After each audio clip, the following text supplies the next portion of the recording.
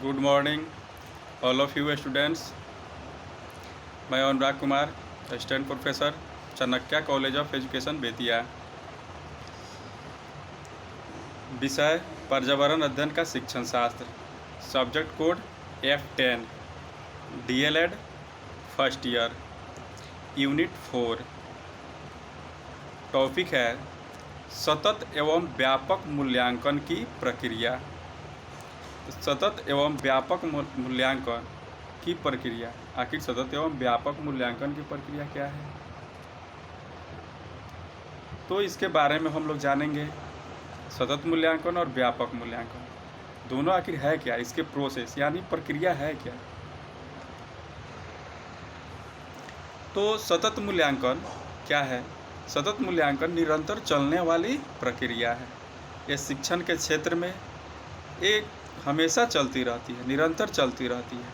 यह कभी खत्म होने वाली प्रक्रिया नहीं है। यह सतत और व्यापक मूल्यांकन की प्रक्रिया में मूल्यांकन क्या है? सतत एवं व्यापक मूल्यांकन एक चक्रीय प्रक्रिया है। इसके मुख्य रूप से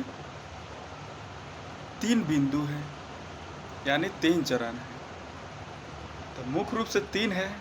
तो 3 में पहला बिंदु क्या है? पहला चरण।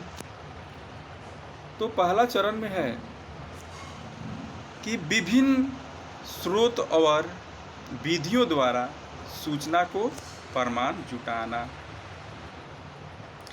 तो इसमें विभिन्न स्रोतों और विधियों द्वारा सूचना को प्रमाण जुटाना, यानी शिक्षक और शिक्षार्थी दोनों मिलकर के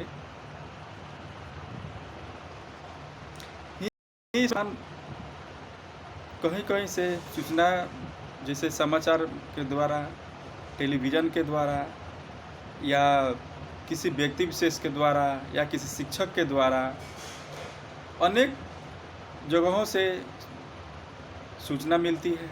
उसको क्या होता है? एक प्रमाण जुटाना रहता है। दूसरा चरण है सूचनाओं को दर्ज करना या सूचनाओं को रिकॉर्डिंग करना। तीसरा चरण है एकत्रित सूचनाओं से अर्थ निकालना। जो भी एकत्र किया गया सूचना है उसके द्वारा हम लोग क्या करते हैं? एक एकत्रित अर्थ निकाला जाता है, आखिर उसका मतलब क्या है।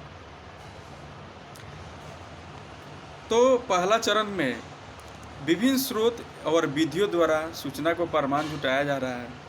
तो इसको अब हम लोग किस तरह से जुटाएंगे? आखिर है क्या?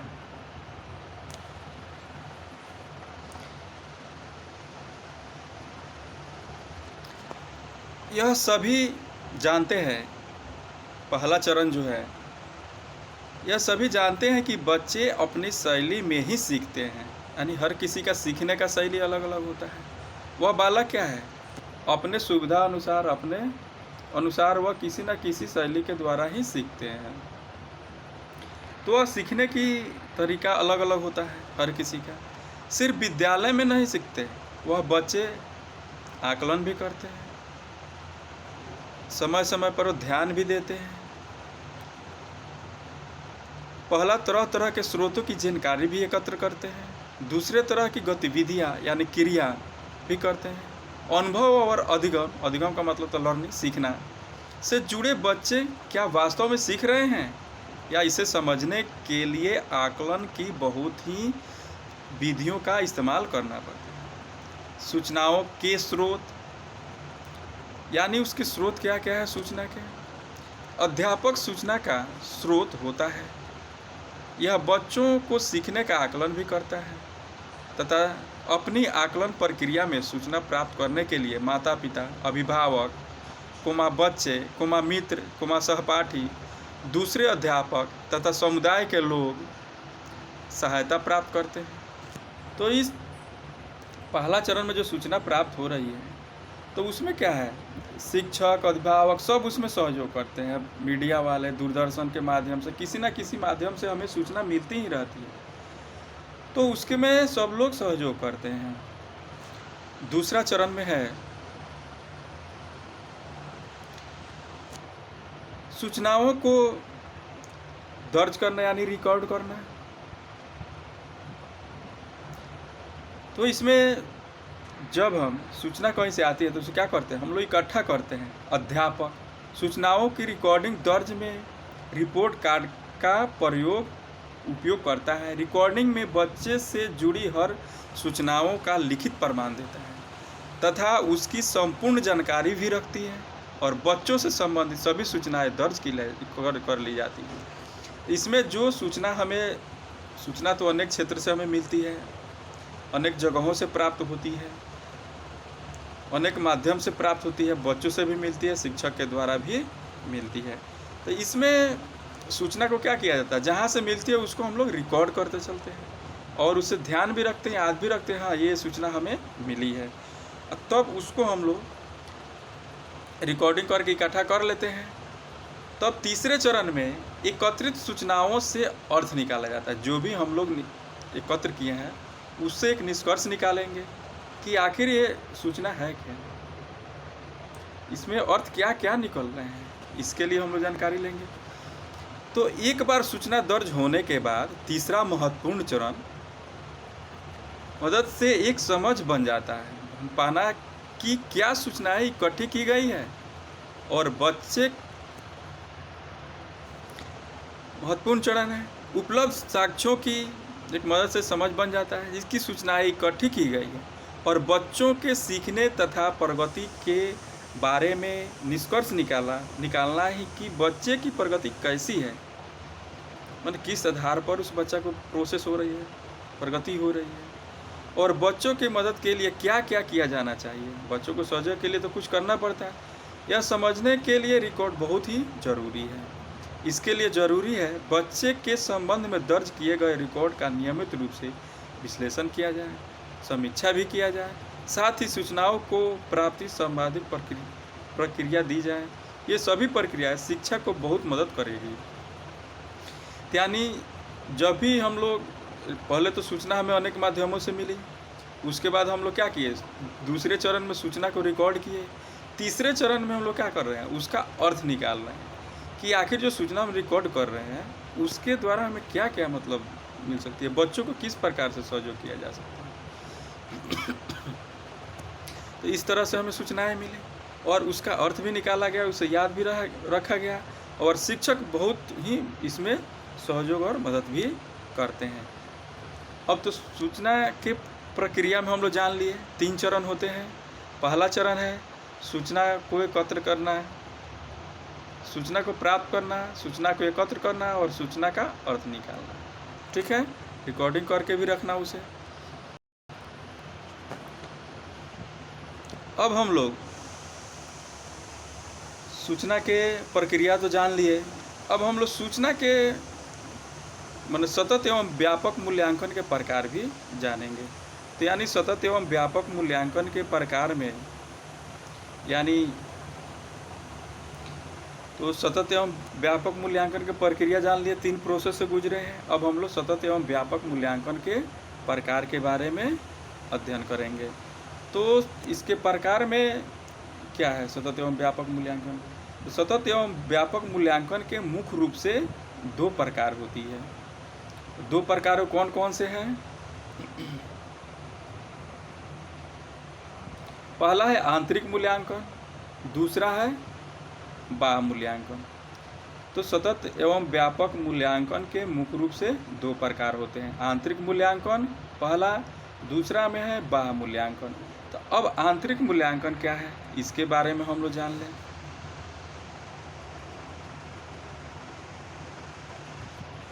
आंतरिक मूल्यांकन का आधार पढ़ने वाले शिक्षकों द्वारा शिक्षार्थी का सतत एवं व्यापक मूल्यांकन करना।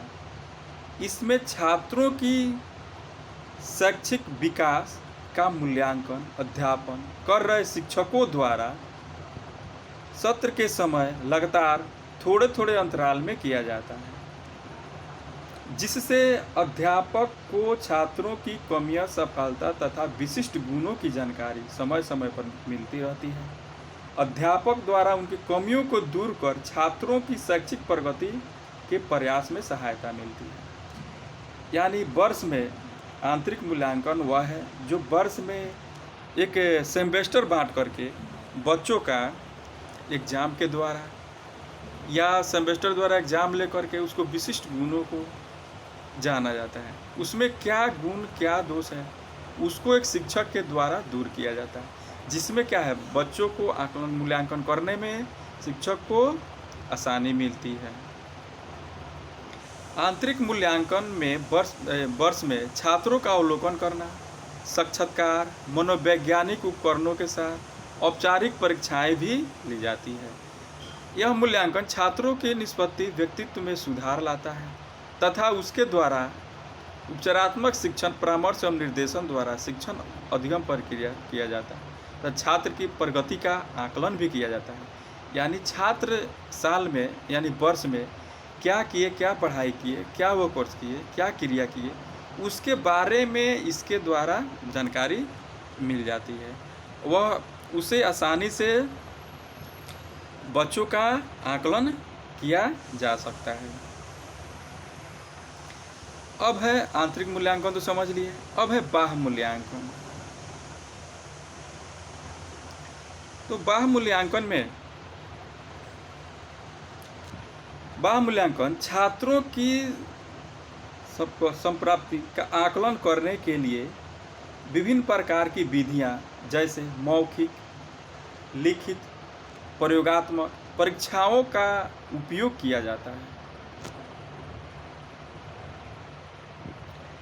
जिससे क्या है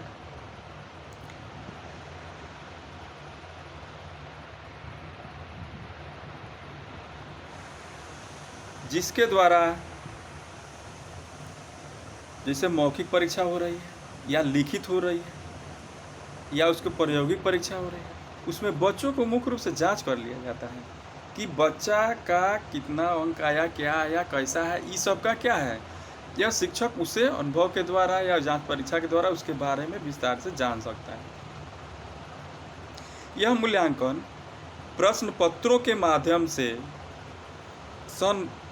सत्र के अंत में औपचारिक परीक्षाओं द्वारा 2 अध्यापकों बाह्य परीक्षाओं के द्वारा भी किया जा सकता है।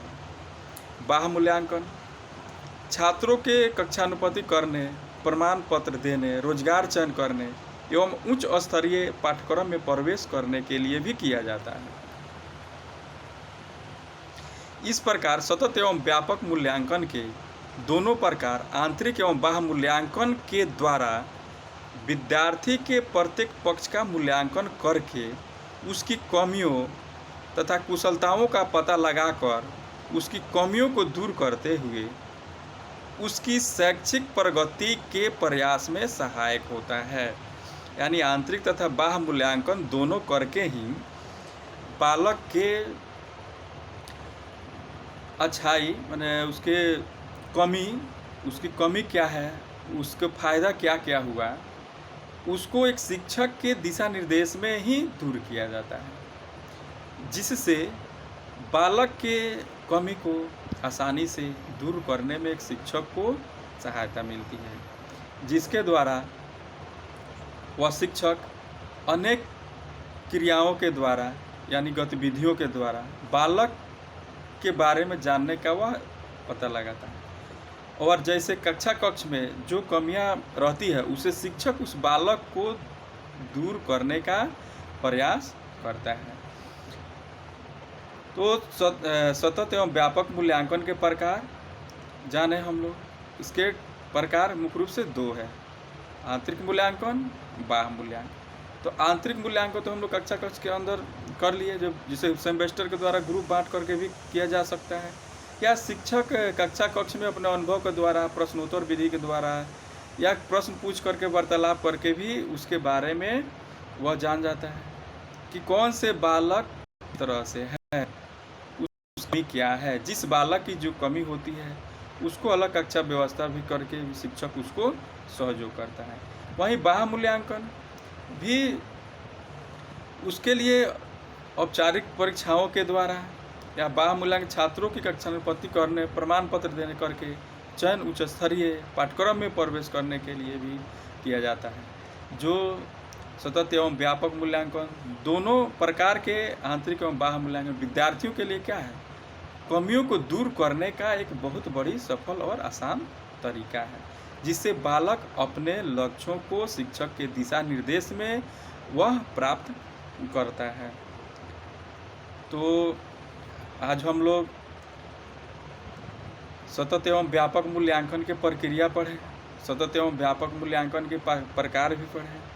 अब हम लोग इसके अगले कक्षा में दूसरे टॉपिक पर भी अध्ययन करेंगे।